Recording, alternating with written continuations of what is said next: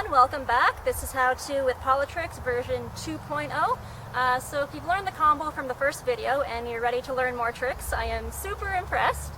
This video will be the continuation of that video. I'm going to be going over tricks that are a little bit more difficult than your basic flatland combo. So I was thinking we could do hang fives, steamrollers. I get asked a lot about dork wheelies, so we're going to go over that.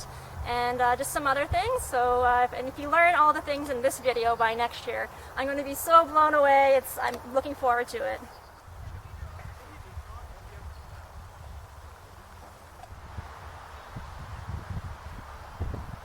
We should also talk about spots. This is my spot. This is Kirkstone. It's a giant park just down the street from where I live. I ride in the basketball court. It's nice and spacey. And the whole park is surrounded by these giant trees, and I do mean surrounded. They provide great shade, and they also block the wind. Another cool feature about this place is this sweet BMX park right next door. I often ride alone, so it can be hard to stay motivated. Most flatlanders do ride alone, but there's usually people riding BMXs just ripping through the park, and it's just pretty cool to see. It keeps me riding. Another great feature is running water and washrooms. I really appreciate that. But no spot is perfect, so my spot is sloped.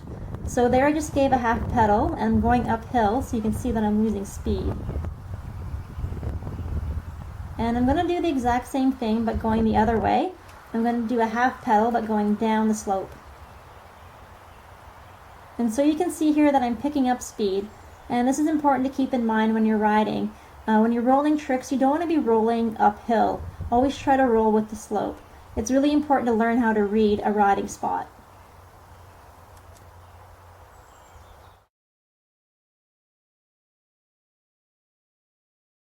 I think it's easier to learn how to step into a trick than it is to ride into a trick.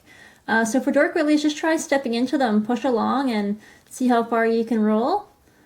And then once you're ready to learn how to ride into them, you want to get into position. Your leg goes on your back peg, and then your other leg is used for balance. And you want to gently pull up with your arms and use your free leg to balance.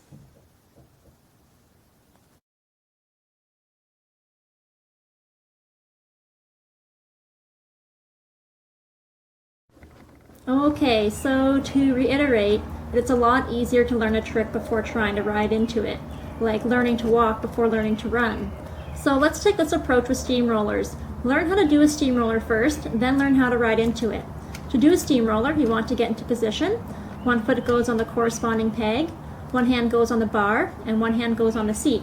It doesn't matter which hand goes on what, but let's not get ahead of ourselves and go cross-handed to start with.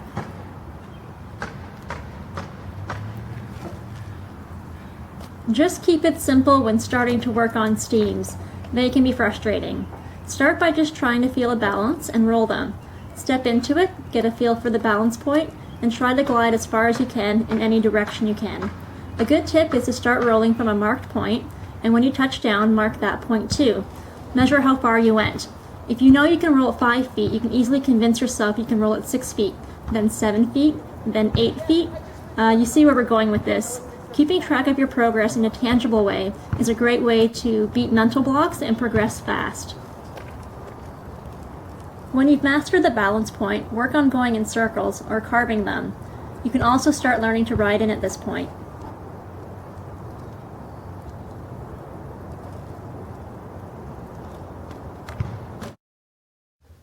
Okay, half lashes. Probably the easiest way to ride into a steamroller.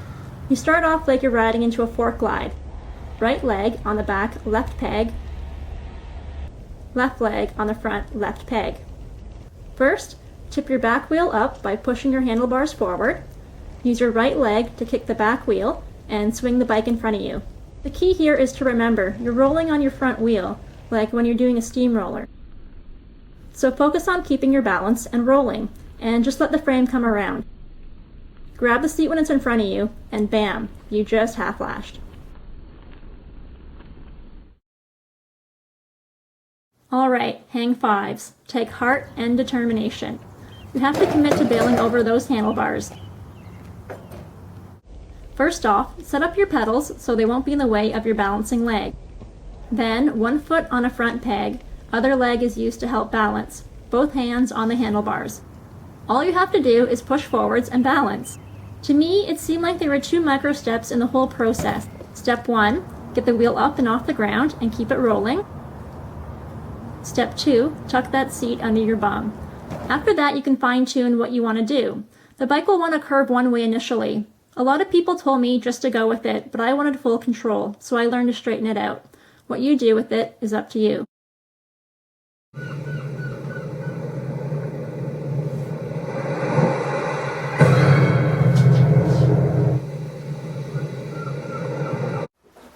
All right, time to ride.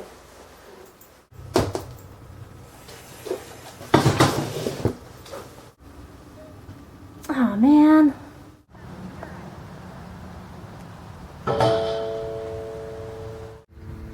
Okay, so I think it's really important to know how to fix your bike as much as you know how to ride your bike. So we're going to fix this flat tire.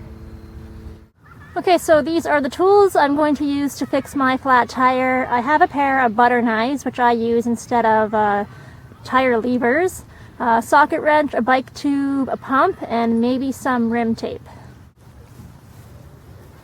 Okay, so I'm going to take off the tire first. So here's a cool tip. The logo on my tire is aligned with the valve on my tube, and that's so if I get a flat by a puncture through the tire, based on where the puncture hole is in the tube, I can figure out where on the tire the puncture is coming from, and then I can remove, you know, the object so I don't get another flat tire in the future from the same cause. Okay, so let's remove the tire. You're going to start very carefully. I like to pinch it in and pull it up, and I stick the tire lever underneath, and you want to just bring it out of the rim, and you want to go as close as possible with your second tire lever, which is my butter knife, and you want to be really careful because you can damage some stuff if you're just randomly jabbing in there. Actually, it might be easier to just put them both in at once and maybe pull it out. Trial and error sometimes.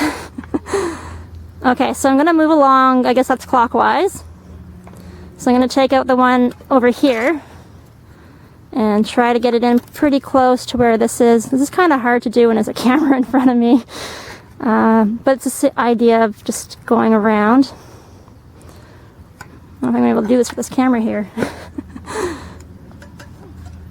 You can do it. All right. I'm going to cheat a little bit. I use a Kevlar tire for a lot of reasons. One is, yeah, they are lighter, but when you're changing a flat, it's a lot easier, especially if you're a girl with little girl hands. So I'm going to continue my trek around the tire.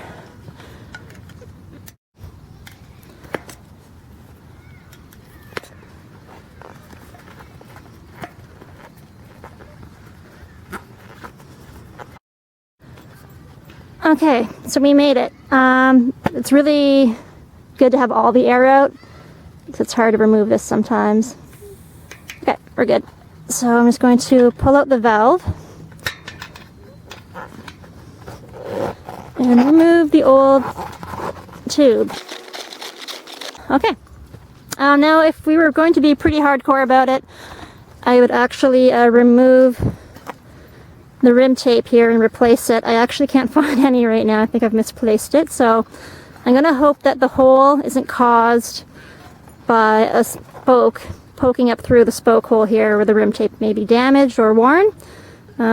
So what you do is just remove your whole tire, put a new strip in there. I use hockey tape actually. It works pretty much the same.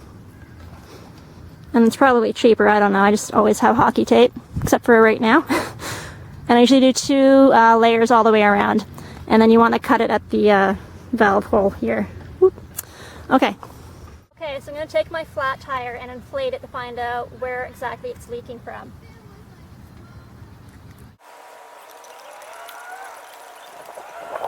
Okay, so I've inflated my tube. I'm going to check around the tube to see where the hole is. You can also listen for it. But I've actually did this yesterday, and I believe this one specifically, I think the valve's leaking and has a very slow leak. So I'm not going to find puncture hole.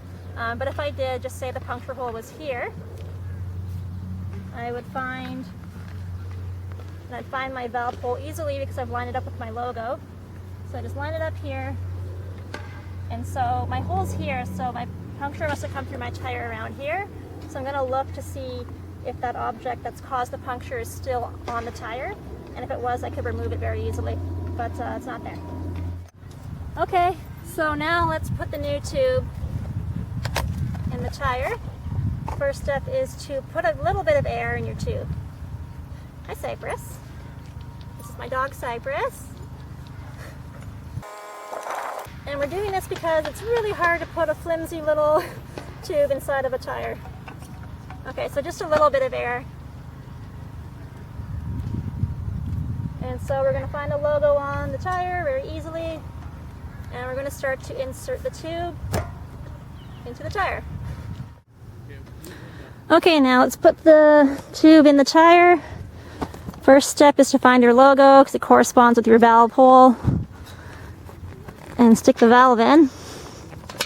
Get it in just a little bit, and then you can tuck the tube in.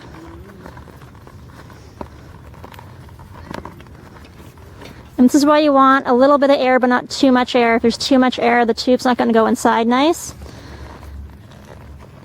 So I'm kind of in there when I get the valve all the way through the hole now.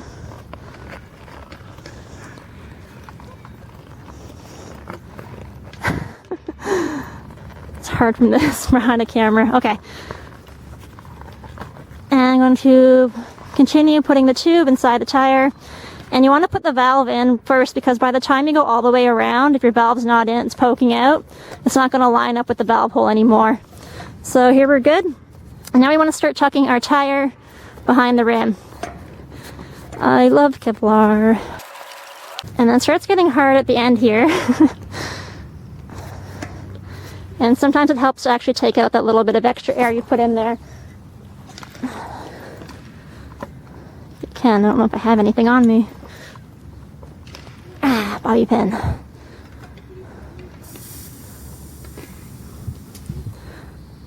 I'm just making less resistance for me to get the tire on the rim. Whoop, there we go. Okay, so let's put some air in it now.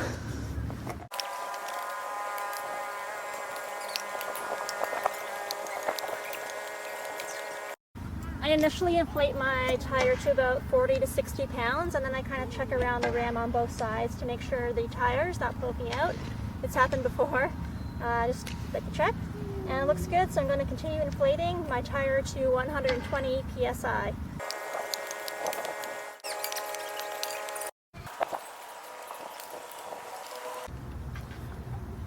Okay, so now I'm going to put my wheel on my bike. Oops.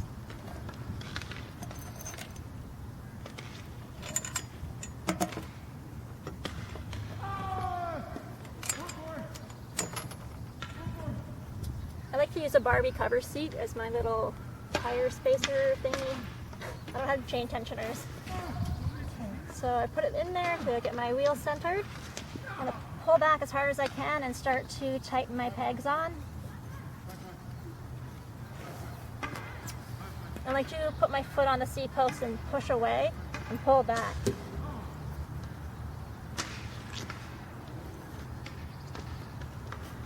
And then we get our trusty socket here.